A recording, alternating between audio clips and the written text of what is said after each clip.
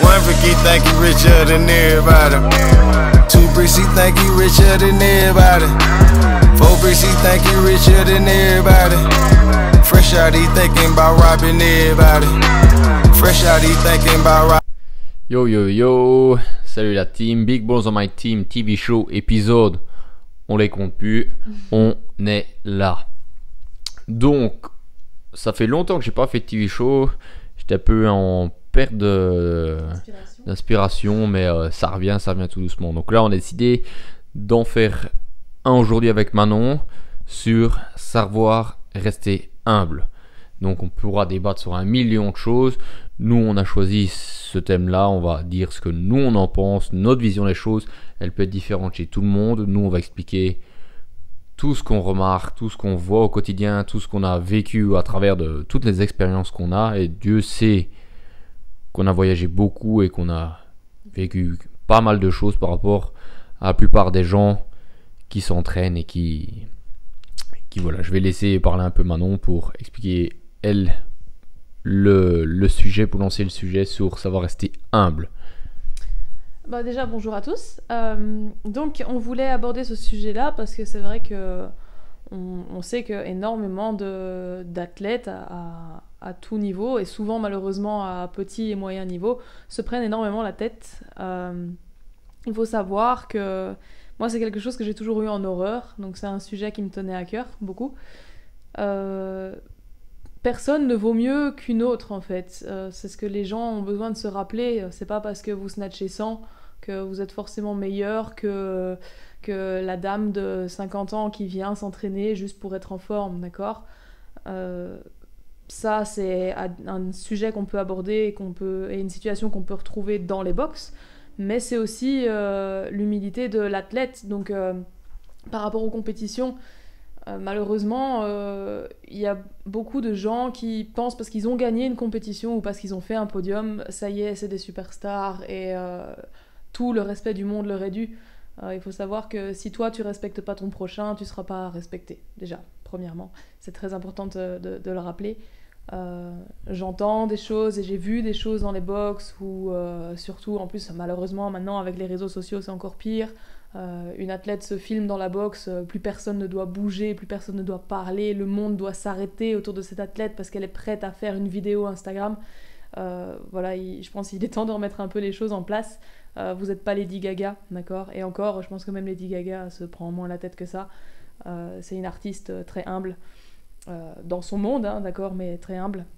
Il faut savoir que moi j'ai fait des grosses compétitions avec des athlètes comme Sam Briggs, Jamie Green, Sarah Sigmundsdottir et beaucoup d'autres. Il n'y en a aucune qui se prend la tête, personne. C'est des filles très simples avec qui tu peux parler, à qui tu peux demander des conseils. Tu te feras jamais remballer. Et moi ça me tue de voir que des athlètes de chez nous, belges, françaises ou même qui sont sur la plaque tournante de l'Europe au niveau des compétitions se prennent la tête comme ça. Moi je vois des trucs sur les réseaux sociaux qui me rendent malade. Enfin, il faut se calmer quoi. Je veux dire, les games déjà c'est très difficile de les atteindre et je pense que si un jour on atteint les games on se rendra vite compte que se prendre la tête c'est pas ça qui va te mener au succès, pas du tout. On n'a pas le temps de se prendre la tête à ce niveau-là. Là, tu as parlé au niveau des filles, chez les gars aussi, on connaît moins, mais on a quand même été, on est entouré de tous ces athlètes-là. On était à Dubaï. Là, on parle de compétition de sanctionnal. On parle pas de des petites compétitions qu'il y a en Belgique ou en France qui ont un niveau amateur où on doit prendre du fun, tu vois. Tu vas là pour t'affronter contre tes potes, et te battre l'un contre l'autre, mettre la raclée, ça s'arrête là. Juste, il n'y a pas à se prendre la tête. Là, on parle de niveau sanctionnal. Là, on peut commencer à discuter que ça devient plus important. C'est sûr que les gars, quand tu vas en sanctionnal au Dubaï ou n'importe où qu'on a fait, les gars sont tendus. La compétition est là, c'est tendu, c'est normal. Tu verras que les gars, forcément, ils sont pas, on va dire, le sourire, la forme pour signer des autographes ou quoi. Tu es vraiment ouvert. Il y a des moments, le WOD va être là, ils ont besoin de gagner leurs points pour péter la compétition, genre. Donc, c'est sûr qu'à des moments, ils sont tendus, mais après, quand la compétition est finie, le week-end genre est over, ils sont juste lâchés, quoi. Là, tu vois, ils redeviennent humains, tu vois, ils sont là, ils sont ouverts, il n'y a aucun problème. Ils se prennent pas la tête les uns entre les autres. C'est juste de bonne guerre, tu vois.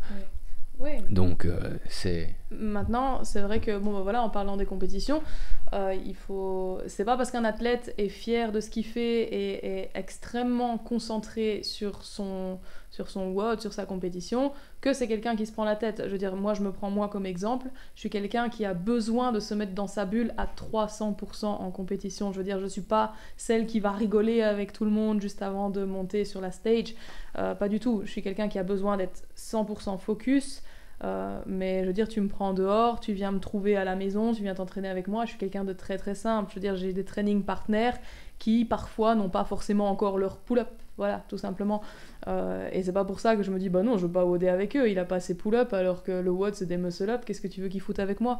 Non, voilà, je suis... Moi, bah déjà, je suis coach et owner, donc j'ai compris que voilà, la mentalité CrossFit c'était le partage, et le partage à tout niveau. Et voilà, je suis quelqu'un de très très humble parce que mes parents m'ont inculqué cette valeur-là. Mes parents ne m'ont jamais mis sur un piédestal, justement. Mon père m'a toujours bien remis les pieds sur terre, parfois de façon très, je vais pas dire violente, mais sans tact. Donc voilà, je suis quelqu'un qui travaille et qui laisse la réussite faire du bruit. C'est pas moi qui vais faire du bruit en fait, c'est ma réussite. Moi je suis quelqu'un de très discret. D'ailleurs, ça se voit aussi un peu sur les réseaux sociaux. Mais voilà, il faut faire la différence entre fierté et égocentrisme. Voilà, il y a des athlètes qui sont très fiers, mais qui sont très humbles. Il y en a d'autres qui justement sont très égocentriques. Voilà, tout le monde n'est pas élevé de la même manière, tout le monde n'a pas le même caractère, tout le monde est différent. Donc, je vais pas citer quel pays ou quoi ou de nom, on a vu des gens en faire des rockstars, genre exagérer, alors qu'ils n'en demandaient pas autant, tu vois, ou qu'il y en a qui aiment ça, qui ont besoin de se sentir soulevé, tu vois. Mais après, voilà, chacun est comme il est. Maintenant, nous, on va pas dire aux gens comment ils doivent être, nous, on explique c'est quoi nos valeurs. Donc, il y a le travail, tout ce qui est... d'entraînement et tout ça, mais aussi le travail mental, savoir travailler sur soi-même, savoir travailler sur ton intérieur de ton corps, donc savoir rester humble, c'est aussi un travail envers soi, c'est pas c'est un long chemin, un long périple de pouvoir rester en arrière, de reculer, de dire ok, vois les choses en arrière, tu te dis comment ça pourrait se passer, qu'est-ce que ça peut t'apporter si et ça, et voilà, c'est un travail comme un autre, mais ça prend énormément de temps et c'est très très dur mentalement de pouvoir te dire je fais les choses pour moi. Ouais, je fais les choses pour moi. C'est sûr que tout le monde a envie de montrer au monde entier de quoi il est capable et qu'on le voit, mais il faut arrêter d'exagérer les choses, il faut savoir rester humble. Franchement, on pourra jamais assez les répéter. Mais voilà, tu vas attirer les bonnes personnes. Quelqu'un qui reste pas humble, qui se prend la tête, tout ça, va pas attirer les bonnes personnes. Tu n'auras pas envie d'aller avec ces gens-là parce que soit il va te cracher de venin dans ton dos, ou si et ça, ou ça va parler dans ton dos. Tu as besoin d'avoir des personnes de confiance autour de toi. Et quelqu'un qui s'est resté humble, discret, qui peut te donner de l'aide quand tu en as besoin ou quoi, quelqu'un de confiance. C'est une base solide sur une pyramide. Hein. Créer des bonnes bases avec les personnes, quelqu'un qui est humble, qui est droit dans ses bottes, qui enchaîne tous les points positifs comme ça, ou qui travaille là-dessus, c'est quelque chose d'important. Donc, oui, c'est clair que l'humilité, c'est pas une valeur facile. Je veux dire, moi, je l'ai toujours vécu, donc pour moi, c'est naturel, mais je veux dire, garder ses pieds sur terre, pour certaines personnes, ça doit être très difficile, parce qu'il y a des personnes, oui, en effet, comme tu as dit, qui ont besoin de tout cet engouement autour d'elles, qui ont besoin d'entendre des compliments tous les jours. Il y a des personnes qui ont besoin de mettre des vidéos d'elles sur Instagram, en train de faire des gros lifts ou des énormes PR, justement pour que tout le monde dise « Waouh, t'es une machine, c'est incroyable, oh, tu vas tout défoncer, road to the games », alors que c'est une vidéo de 1 minute sur des heures et des heures et des heures d'entraînement. Je veux dire, il faut pas oublier que personne sur Instagram n'écrit ses défaites, personne ne va poster les vidéos de ses fails. Voilà, on met toujours, et moi pareil, hein, je veux dire, je mets pas les vidéos de mes fails. Déjà, moi, je les efface de mon téléphone. Mais voilà, c'est humain, mais il faut apprendre à garder les pieds sur terre. Et je comprends que certaines personnes ont dur à le faire parce que, malheureusement, avec la génération Instagram, je reviens encore là-dessus, tout passe par là, donc il faut se montrer sous son meilleur jour, il faut se vendre, il faut donner envie aux sponsors, il faut donner envie aux followers, et on en a toujours envie de plus de j'aime, plus de commentaires, plus de followers, plus de sponsors, et que tout le monde, et que la terre tourne autour de soi, en fait, c'est ça le problème. Ça le problème avec les réseaux, c'est qu'on se concentre sur son nombril plutôt que de se concentrer sur tout ce qui se passe autour, sur les gens autour de soi, sur son mental. Voilà, il faut faire attention avec ça, c'est un énorme cercle vicieux. Ouais. Moi, je peux le confirmer. Quand j'ai commencé le CrossFit, j'étais bon dans la moyenne des mouvements. Ça, j'ai vite attrapé mes mouvements, puis j'ai commencé à devenir pas trop mauvais, quoi, basique comme gars. Et t'as toujours cette envie, tu te vois les réseaux, tu te dis ah putain, ce serait cool d'avoir un sponsor, ah si et ça. Mais enfin voilà, c'est un cercle vicieux. Voilà, t'aimerais bien un sponsor, t'aimerais bien plus de followers, plus de vues, que les gens te connaissent, ça. Puis avec le temps, j'ai commencé à voir, à réfléchir et à me dire que ben voilà, c'est juste laisse les choses faire. Si ça doit venir, ça viendra. Comme Manon, on ne cherche pas après les sponsors. Si ça viendra, ça viendra. C'est sûr que c'est très dur. T'aimerais envie d'avoir des sponsors, de gros sponsors, alors qu'ils sponsorisent des gens. Je dis pas qu'ils le méritent moins que toi, mais tu le mérites tout autant qu'eux, mais tu restes de côté, tu vois. Donc moi, je rigole beaucoup là-dessus quand je dis pour tous mes followers, shout out à mon sponsor, genre Fitted, c'est juste une blague. T'as même pas mis l'abonné en plus. Oui, j'ai fucking 289 abonnés. Merci à tous déjà de me suivre, c'était un réel plaisir de travailler et d'être avec vous, de partager ça. J'ai fucking personne autour de moi, mais je joue de ça. Faut savoir prendre ça comme une joke, comme une blague, faut rigoler, et c'est juste du fun, donc c'est marrant de jouer là-dessus. Voilà, on n'est pas là pour se prendre la tête, c'est juste savoir prendre du bon temps aussi, ça, de rigoler, ça c'est marrant, c'est marrant. Maintenant voilà, on voit beaucoup aussi, les réseaux nous montent beaucoup à la tête, tout ça, c'est du temps qu'on vient en arrive. Enfin, si on supprimerait un peu les réseaux, c'est sûr qu'on aurait moins de vues, les athlètes seraient plus vus pour leur travail. Maintenant les réseaux jouent voilà, c'est méchant à dire, mais ils jouent pas le bon rôle sur les choses, quoi. Non, ça c'est clair.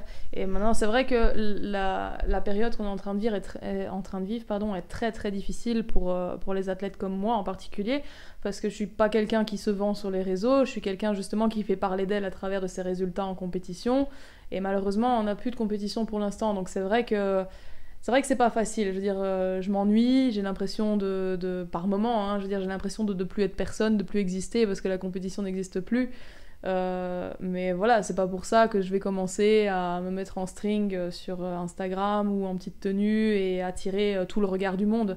Non, je me dis juste que l'année prochaine, voilà, je touche du bois, le Covid nous laissera un peu tranquille et on pourra reprendre la compétition là où on en était. Entre-temps, je continue à m'entraîner très très fort, et c'est vrai qu'il y a des jours, moi aussi j'ai envie de le dire au monde entier, de dire waouh, j'ai fait ça aujourd'hui, j'ai réussi à faire ça en dessous de tel time cap, j'ai réussi à faire ça, j'ai progressé sur ça. Mais voilà, je me dis finalement, je fais les choses pour moi, je fais pas les choses pour que les gens se disent waouh, c'est une machine, et faire gonfler mon ego à travers ça. Je veux dire, tous les WOD et tous les entraînements, tous les PR, toutes les réussites et toutes les défaites, bah, je les vis moi de mon côté, je l'ai dit à Mika, et même encore parfois, il réagit pas comme je voudrais qu'il réagisse, parce que finalement c'est moi, c'est pas lui, c'est moi qui fais les watts, c'est moi qui travaille, c'est pas lui, donc voilà, il faut apprendre à faire les choses pour soi. Et ça, c'est là aussi qu'on en a parlé juste avant, c'est travailler sur soi-même, donc c'est plus important, donc voilà, il y en a, tout le monde doit pas être du même avec moi, mais que tu travailles fort à la maison, que tu arrives à faire quelque chose de positif qui t'a permis de t'améliorer, je sais pas, un temps sur un tel WOD aussi, et ça, où tu as gagné des points positifs, est-ce que ce serait pas mieux que les personnes de ton entourage voient ce que tu as fait et t'encouragent, que plutôt les gens à travers les réseaux que tu ne connais même pas, oui, à qui tu n'as jamais rien partagé, mais juste ces personnes-là ne vont rien t'apporter. C'est peut-être plus important d'avoir les personnes qui t'entourent, qui veulent ta réussite, qui sont là pour voir ce que toi tu fais. Donc, et ça aussi, c'est rester humble, tu vois, c'est être en confiance sur toi et voir que les gens qui t'entourent sont là pour toi, ta réussite, tu vois. Donc c'est ça qui est important, tu vois, faut savoir faire la part des choses là-dessus. Et il faut se rappeler qu'on n'a rien accompli. Hein. Je veux dire, à part des athlètes comme Tia Claire, Matt Fraser et tous ces athlètes qui sont aux Games depuis des années et des années, là, oui, d'accord, il y a de quoi être fier. Même, je veux dire, moi, je me suis énormément remise en question. C'est tout bête, mais je me suis énormément remise en question il y a 2 semaines. J'étais à Chamonix avec mon père et ma maman. Et voilà, on a randonné beaucoup. On est grimpé le plus qu'on pouvait en fonction des conditions météo. Et je me suis dit, mais en fait, t'as encore rien accompli, Manon. Enfin, je veux dire, j'ai encore rien accompli. Je veux dire, pour certaines personnes, ça peut paraître énorme, mais j'ai encore rien accompli. Moi, mon rêve, c'est d'aller aux Games, c'est d'y aller plusieurs années. C'est clair qu'on rêve tous de gagner les Games, mais moi, je veux dire, je trouverais ça 100 fois plus intéressant de les faire 10 années de suite, comme certains athlètes, plutôt que de les gagner 2 fois et qu'on n'entende plus jamais parler de moi. Pareil pour l'haltérophilie, j'ai encore rien accompli. Je suis qualifiée pour les championnats d'Europe, malheureusement, voilà, 2 fois ça me passe sous le nez à cause du Covid. Et voilà, j'étais là dans la montagne, au pied des aiguilles, et je me dis, mais merde, mon père a fait 20 ans d'alpinisme, je regardais les aiguilles à près de 4000 mètres d'altitude, et je me dis, putain, mais lui là, il a 69 ans, et il les a escaladés plein de fois, quoi. Il a fait le Mont Blanc 4 fois, il a fait toutes les aiguilles. Ça, on peut dire que, enfin, je sais pas, moi je me dis ça, c'est quelque chose d'accompli. Il est monté au sommet de ce qu'il voulait faire. Moi, je suis seulement en train de grimper, en fait. Pour l'instant, je suis pas au sommet de ce que je veux faire. Un jour, j'espère que je le serai. Maintenant, je suis une éternelle insatisfaite, donc forcément, un jour, voilà, c'est clair que le jour où je serai au sommet de quelque chose, j'en verrai un toujours un peu plus haut. Mais voilà, je veux dire, on n'a rien accompli. Voilà, et encore, même Tia Claire, même Matt Fraser, ils se prennent pas la tête comme certains. Donc, et quand ils auront accompli ce qu'ils voudront, ils auront d'autres projets. Par exemple, voilà, on reste relativement ouvert vis-à-vis de tout le monde. Si toi, accomplir ton rêve, c'est, je sais pas, je vais dire une bêtise, c'est ouvrir un gym, par exemple. Ça, pour toi, c'est la chose la plus importante. Eh ben, grand respect à toi. C'est ton accomplissement final. Mais après ça, tu vas te donner d'autres défis. Tu as accompli d'ouvrir un gym.